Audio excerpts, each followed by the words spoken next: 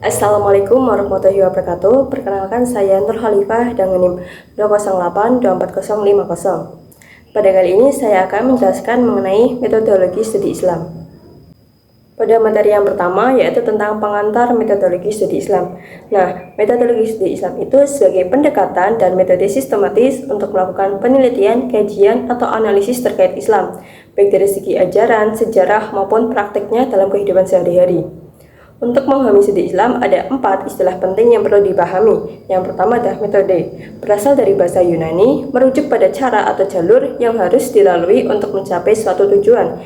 Ini adalah langkah-langkah praktis dan sistematis yang aplikatif dalam ilmu tertentu. Yang kedua, metodologi. Ini adalah proses, prinsip, dan prosedur yang digunakan untuk mendekati permasalahan dan mencari solusinya. Dalam suatu disiplin ilmu, metodologi berisi tata cara teratur dan sistematis untuk menemukan proposisi yang penting. Yang ketiga, pendekatan, merupakan cara memperlakukan sesuatu. Yang keempat, ada paradigma, adalah kerangka konseptual yang mencakup nilai, teknik, dan metode yang disepakati oleh suatu komunitas untuk memahami atau meresepsikan sebagai berbagai hal. Fungsinya adalah sebagai pedoman dalam mengarahkan tindakan, meliputi asumsi dasar ontologis, epistemologis, dan metodologis. Mempelajari metodologi studi Islam dianggap penting karena beberapa alasan. Yang pertama ada mengatasi kondisi problematik. Metodologi studi Islam diharapkan dapat memberikan solusi alternatif dan mencegah kebuntuan intelektual dalam menghadapi tantangan modern, terutama saat umat Islam berada dalam situasi terpinggirkan dan lemah di berbagai aspek sosial budaya. Yang kedua, menghadapi era globalisasi, membantu menemukan aturan, nilai, norma, dan pedoman hidup yang bersifat universal di tengah perkembangan ilmu pengetahuan dan teknologi yang membawa umat manusia ke era globalisasi.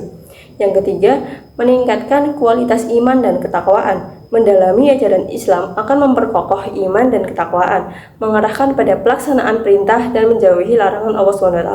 Yang keempat, membangun kepribadian Islami. Ajaran Islam menjadi panduan untuk membentuk kepribadian jujur, adil, sabar, dan bersyukur. Yang kelima, memperkaya wawasan dan pengetahuan. Islam mengandung kekayaan ilmu yang luas, baik agama maupun umum, sehingga dapat memperluas wawasan dan menjadikan individu lebih bijak. Kemudian tujuan studi Islam mencakup 2 aspek utama. Yang pertama dalam aspek sasaran keagamaan, kerangka ajaran dalam Al-Quran dan hadis tetap menjadi acuan utama. Fokusnya pada aspek-aspek praktik dan empirik yang mengandung nilai-nilai agama. Tujuannya adalah mendalami sumber, prinsip, sejarah, dan penerapan ajaran Islam dalam kehidupan sehari-hari. Yang kedua, aspek sasaran keilmuan, membutuhkan pendekatan yang kritis, analitis, metodologis, empiris, dan historis. Kajian ilmiah mencakup aspek kepercayaan yang normatif dan dogmatis. Kemudian, dan aspek perilaku manusia yang dipengaruhi keyakinan, sosiologis, dan empiris. Penelitian Islam perlu menguji fakta-fakta empiris kebenaran relatif dengan menjadikannya titik temu nilai-nilai agama, kebenaran absolut. Nah, studi Islam dengan pendekatan metodologis mulai berkembang antara tahun 50 sampai 150 Hijriah, bersamaan dengan berkembangnya mazhab-mazhab Islam. Beberapa disiplin ilmu keislaman yang dikaji meliputi ilmu kalam, usul fikih, ilmu hadis, dan ilmu tafsir. Materi yang kedua yaitu mengenai sejarah pertumbuhan dan perkembangan studi Islam di dunia. Studi Islam menggunakan berbagai pendekatan untuk menganalisis Islam sebagai fenomena agama dan sosial. 3 pendekatan utama yang disoroti adalah yang satu, pendekatan historis, mengedepankan studi yang mengikuti kronologi dan konteks perkembangan Islam. Ini penting untuk memahami latar belakang sejarah yang membentuk Islam, termasuk interaksi dengan budaya lokal dan peristiwa penting. Yang kedua, pendekatan teologis, menekankan pada aspek doktrin, kepercayaan, dan menganalisis konsep-konsep mengenai Tuhan, syariah, dan akidah. Pendekatan ini memberikan wawasan mendalam tentang dasar ajaran Islam. Ketiga, pendekatan sosiologis, memandang Islam sebagai fenomena sosial yang berinteraksi dengan struktur masyarakat, politik, dan ekonomi. Ini menggali bagaimana praktik keagamaan dipengaruhi oleh faktor-faktor luar seperti modernisasi dan globalisasi. Perkembangan Islam dibagi menjadi 3 periode utama dengan faktor pembeda yang signifikan. Pertama, periode klasik, tahun 610 sampai 1250 Masehi.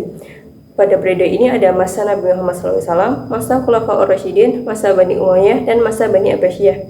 Yang kedua, periode pertengahan, 1250 sampai 1800 Masehi. Pada periode ini ada masa kemunduran 1 dan masa 3 kerajaan besar. Yang ketiga, periode modern 1800 Masehi sampai sekarang.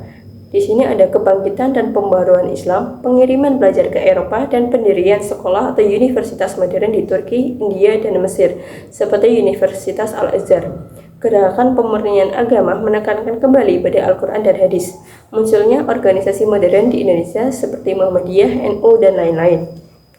Studi Islam yang di Barat dikenal sebagai Islamic Studies dan dirasa Islamiyah di dunia Islam. Awalnya dilakukan di masjid pada masa Nabi dan para sahabat. Pusat-pusat peradaban besar yang berperan dalam perkembangannya meliputi Hijaz di Makkah dan Madinah, Irak, Basrah dan Kufah, dan Damaskus. Baghdad, pusat Bani Abbasiyah dengan Bait al-Hikmah, Universitas Cordova di Spanyol, Universitas Al-Azhar di Mesir, yang menjadi pusat pembelajaran Islam dan ilmu pengetahuan hingga saat ini. Materi yang ketiga mengenai agama dalam kehidupan manusia. Pengertian agama adalah rangkaian acara dan keyakinan yang berorientasi pada hubungan manusia dengan Tuhan Yang Maha Esa, mencakup aspek ritual dan moral yang mengatur kehidupan sehari-hari. Agama juga merupakan institusi sosial yang mempengaruhi berbagai dimensi kehidupan. Fungsi utamanya untuk pedoman moral dan normatif. Agama memberikan kerangka yang jelas mengenai benar dan salah, mengatur perilaku agar selaras dengan nilai-nilai luhur yang diyakini berasal dari sumber absolut. Kemudian ada fungsi edukasi, menanamkan nilai dan norma moral sebagai acuan perilaku baik. Ketiga, ada fungsi penyelamat atau ketenangan batin, memberikan perlindungan spiritual, keselamatan, dan ketenangan batin, terutama saat menghadapi kesulitan. Ada fungsi kontrol sosial, mengatur hubungan sosial, menjaga ketertiban, dan menjadi pilar yang menyatukan manusia dalam ikatan solidaritas. Kemudian untuk membentuk norma sosial, agama menjadi dasar aturan perilaku individu dan kelompok dengan memberikan pedoman moral yang jelas, misalnya norma kesopanan, kejujuran, dan keadilan. Di Indonesia sendiri, norma agama membantu menciptakan kohesi sosial di tengah keberagaman. Kemudian ada pembentuk identitas budaya. Identitas agama membentuk ciri khas kepercayaan, praktik budaya, adat istiadat, ritual, dan seni yang diwariskan sehingga menjadi unsur penting dalam pelestarian budaya lokal. Kemudian untuk penguat solidaritas, kegiatan keagamaan mempererat ikatan sosial, misalnya melalui perayaan hari besar. Organisasi keagamaan juga aktif dalam pembangunan sosial dan meningkatkan kesejahteraan. Agama juga menghadapi tantangan besar di era modern, antara lain yang pertama sikap ekstremisme, praktik beragama yang berlebihan dan mengabaikan nilai kemanusiaan universal yang berpotensi memecah belah masyarakat. Kedua, klaim kebenaran tunggal, penggunaan agama untuk kepentingan politik atau ekonomi yang memicu perpecahan dan konflik antar kelompok agama. Kemudian ada dampak teknologi digital. Selain menyebarkan ajaran agama, teknologi juga menjadi sarana penyebaran hoaks dan paham radikalisme yang meningkatkan polarisasi. Kemudian ada perubahan sosial budaya. Menguatnya sekularisme dan individualisme membuat agama dianggap kurang relevan oleh sebagian generasi muda. Pada materi yang keempat mengenai karakteristik dan dimensi ajaran Islam. Karakteristik ajaran Islam adalah ciri khas atau sifat unik dari ajaran Nabi Muhammad SAW yang mengatur berbagai bidang kehidupan dengan berpedoman pada Al-Quran dan hadis. Kata Islam sendiri secara etimologi berarti damai, pasrah, atau penyerahan diri kepada Allah. Islam mencakup 4 dimensi utama yang terintegrasi dan menjadi fondasi kehidupan Muslim. Yang pertama, dimensi akidah. Inti ajaran Islam yang menjadi landasan bagi yang lain. Ini berkaitan dengan keyakinan terhadap rukun iman, menjadikan individu optimis dan ikhlas dalam menghadapi tantangan. Yang kedua, dimensi ibadah. Fokus pada hubungan vertikal antara manusia dan Allah atau hablum minallah melalui ibadah seperti sholat, puasa, zakat, haji yang harus dilakukan dengan niat ikhlas. Ibadah juga membentuk kedisiplinan dan memperkuat solidaritas sosial. Kemudian ada dimensi akhlak, meliputi hubungan horizontal dengan sesama manusia dan makhluk lain. Akhlak mulia seperti kejujuran, keadilan, sabar adalah cerminan kualitas keimanan dan penting untuk menciptakan keharmonisan sosial. Dimensi muamalah berkaitan dengan hubungan antara individu dalam aspek sosial, ekonomi, dan politik. Muamalah menekankan prinsip keadilan, transparansi, dan keseimbangan, memberikan solusi terhadap masalah duniawi, misalnya larangan riba dalam ekonomi. Kemudian ada karakteristik Islam diterapkan dalam berbagai bidang kehidupan sebagai pedoman hidup. Di antaranya ada agama. Islam bersifat universal dan toleran, mengakui pluralitas agama lain, tetapi menolak paham pluralisme yang menyamaratakan hakikat semua agama. Kedua ada ibadah, dibagi menjadi ibadah mahdah, tata cara sudah ditentukan seperti sholat, dan ibadah ghairah makdah, mencakup semua aspek kehidupan yang bisa bernilai ibadah jika diniatkan karena Allah.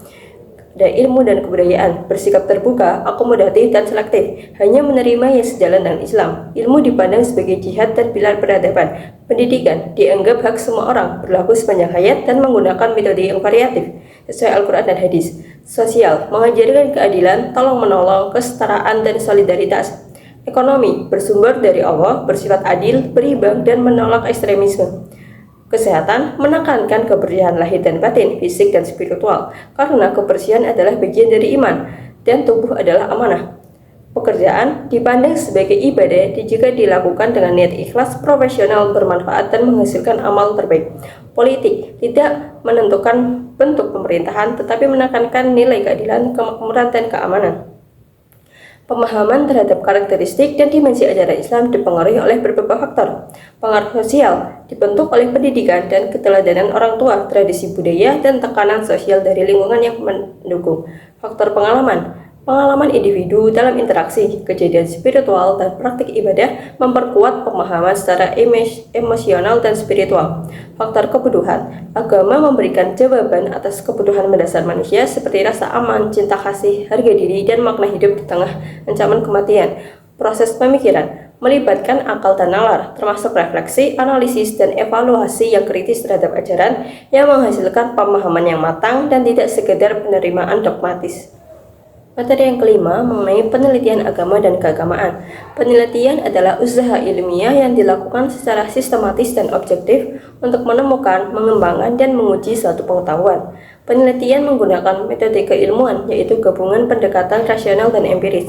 Agama sebagai objek penelitian sering diperdebatkan karena dianggap wahyu yang absolut. Namun, agama juga hadir sebagai realitas sosial yang dapat diamati dan diteliti.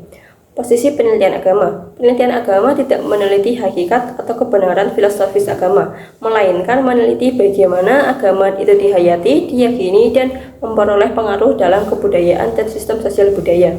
Dengan demikian, penelitian agama sejajar dengan penelitian lain, hanya berbeda pada objek kajiannya. M. atau Mulder menginformasikan bahwa sampai sekarang, istilah penelitian agama dengan penelitian keagamaan belum diberi batas yang tegas. Middleton berpendapat bahwa penelitian agama berbeda dengan penelitian keagamaan. Penelitian agama lebih mengutamakan pada materi agama, sehingga sasarannya terletak pada 3 elemen pokok, yaitu ritus, mitos, dan magik. Sedangkan penelitian keagamaan lebih mengutamakan pada agama sebagai sistem keagamaan. Penelitian keagamaan dapat dibedakan berdasarkan tujuan. Ada penelitian eksploratif, penelitian deskriptif, penelitian historis, penelitian korelasional, penelitian eksperimen. Metode ilmiah yang digunakan dalam kajian sosiologi agama meliputi analisis sejarah, menemukan inti karakter agama dan unsur pendukung suatu lembaga, analisis lintas budaya, membandingkan pola sosial keagamaan di berbagai daerah. Eksperimen sulit tetapi dapat dilakukan, misalnya mengevaluasi hasil belajar pendidikan agama. Observasi partisipatif, mengamati perilaku dalam konteks religius dengan partisipasi dalam kelompok. Riset survei dan analisis statistik, menggunakan kuesioner dan wawancara dengan sampel. Analisis isi, mencari keterangan dari tema-tema agama berupa tulisan, khotbah, doktrin, atau teks. Materi yang keenam mengenai pemikiran Islam universal, eksklusif, dan inklusif serta relevansinya di era modern. Pertama ada konsep universalisme Islam. Universalisme Islam merujuk pada sifat ajaran Islam yang umum, menyeluruh, dan diperuntukkan bagi seluruh umat manusia di muka bumi tanpa memandang ras, bangsa, atau status sosial. Inti ajaran universalisme Islam bersumber dari konsep tauhid yang secara implisit menegaskan kesatuan umat manusia. Wujud universalisme terwujud dalam prinsip rahmatan lil alamin yang membawa misi kedamaian, keadilan, dan kesejahteraan bagi semua makhluk. Ajarannya meliputi hubungan dengan Tuhan serta kehidupan sosial, politik, budaya, dan ilmu pengetahuan. Jaminan menurut Abdurrahman Wahid, universalisme Islam didasari oleh 5 jaminan, yaitu keselamatan fisik warga masyarakat, kebebasan beragama, perlindungan keluarga, pemeliharaan harta atau kekayaan pribadi, dan kesejahteraan atau kesehatan. Juga ada tantangan dalam menerapkan prinsip-prinsip fundamental Islam di era modern. Yang pertama ada digitalisasi dan perkembangan teknologi, kurikulum pendidikan Islam yang kurang relevan, kualitas sumber daya manusia, manajemen dan tata kelola pendidikan, tantangan sosial dan budaya. Kemudian untuk solusinya dalam mengatasinya ada teknologi merata untuk pembelajaran modern, reformasi kurikulum agama dan ilmu, pelatihan profesional guru berkelanjutan, good governance untuk manajemen transparan, adaptasi sosial budaya dengan pendidikan karakter.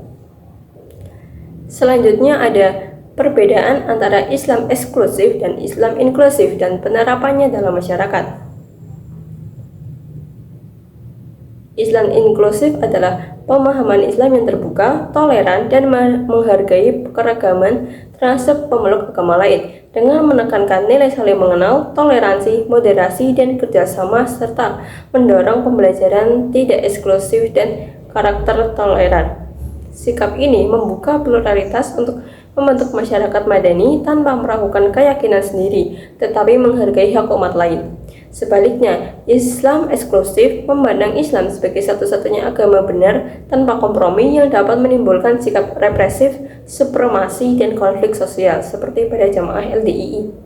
Dalam pendidikan dan dakwah, sikap eksklusif menghambat dialog antar agama, menimbulkan intoleransi dan radikalisme, serta membatasi interaksi sosial dan adaptasi budaya, memperbesar ketegangan sosial. Islam inklusif membangun dialog antar umat beragama, menanamkan moderasi dan toleransi, mendukung masyarakat pluralistik harmonis dengan nilai wasatiyah, mengurangi konflik agama, dan menjadi ciri khas Islam Indonesia yang mengutamakan akulturasi budaya dan kedamaian.